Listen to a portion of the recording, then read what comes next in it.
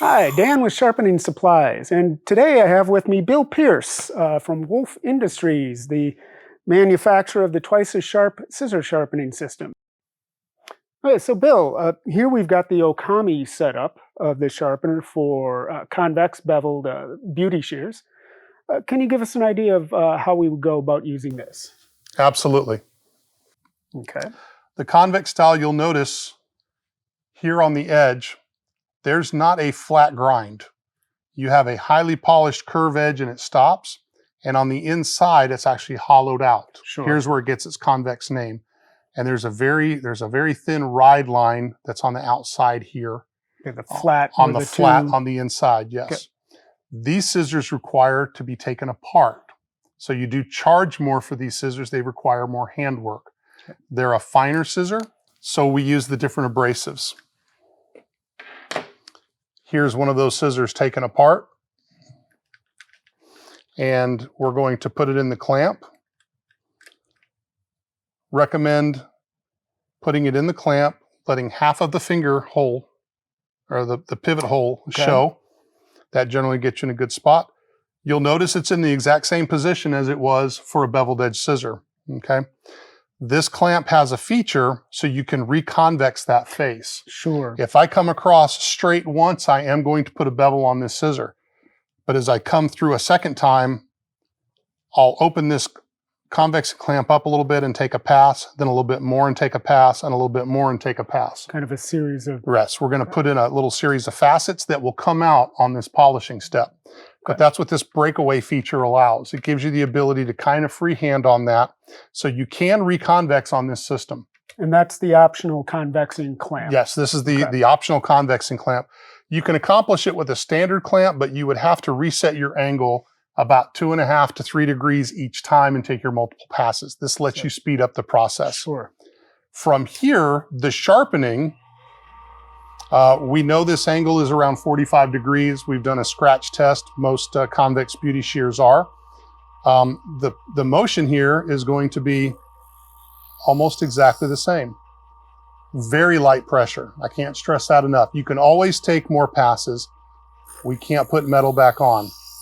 You'll notice it's much quieter. This is 800 grit. And you can see that I'm putting a little bevel there, and I want to feel for that burr, and it's there. No more sharpening's needed. Okay. Don't take any more scissor, any more off the life of that shear. Then, as I mentioned, to reconvex, I would simply break that away a little bit, and now I'm going to take a pass. I'm going to open it up a little more, take another pass, open it up a little more, take another pass. Okay, as you can see, I'm getting, it looks like I'm broadening my bevel, but what I'm doing is I'm faceting the face. Right. That will come out when we polish here. Okay. Would you do about 3 different facets? I would do 3 or 4. I would do 3 at least, 4 or 5, depends on how many times you're sharpening this shear. Okay. Again, you're going to kind of recreate that. The key is you want the polish, and you don't want to leave a big flat spot on there. Excellent. The scissor was designed that way. It was manufactured this way. That's what your customer purchased.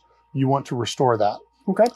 From here, there's some other accessories that you would use to deburr and work this inside line.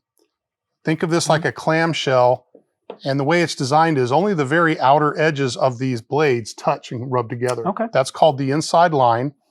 And you could spend a class on just that, but you deburr and work that inside line to restore it. Mm-hmm. Otherwise, you're going to end up with the full scissor closing against each other and dragging, and it creates more noise and more resistance. Okay. Again, this is part of the original design. And that's what they call the ride line? Yes, the ride line. Okay. So you would use, there's a couple different ways to do that with the Ookami. The Ookami Complete system comes with a honing block set with deburr and finish paper that you would use to deburr and then work that ride line area. Some people use water stones. Okay. 2 different ways to accomplish the same thing. It depends your preference. So, but that's the sharpening step on that. Again, we'll pretend that we just did the inside work. We're going to clamp it back in, and just like the other one, we're going to move over here to the polish step. Okay. So the scissor is back in. We have the Ookami polishing wheel. That gets used in conjunction with the Ookami polishing paste.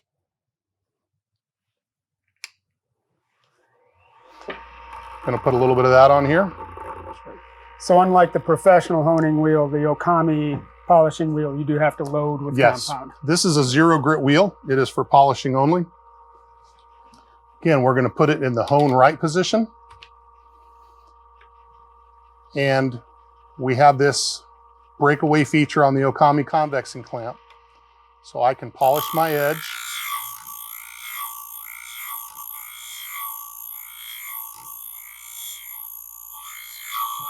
And I can use that breakaway feature and I can polish the whole face. Okay. And that should take the facets from the grinding wheel. Correct. You can see they're starting to blend in. Nice.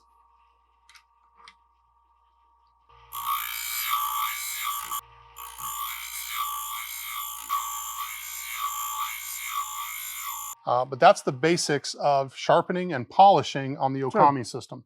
Sure. Again, it's a different tool, it's a different instrument, even though it's a scissor/shear. You do not ever want to skip those steps for the inside ride line. That's an important part of this. Yes, it takes a little bit of time, but it's necessary to do these shears properly. All right, well, Bill, thank you very much for coming today and giving us a walkthrough on the Twice as Sharp and the Ookami. Hope you learned something from these. If you have any questions, please come and visit us at sharpeningsupplies.com.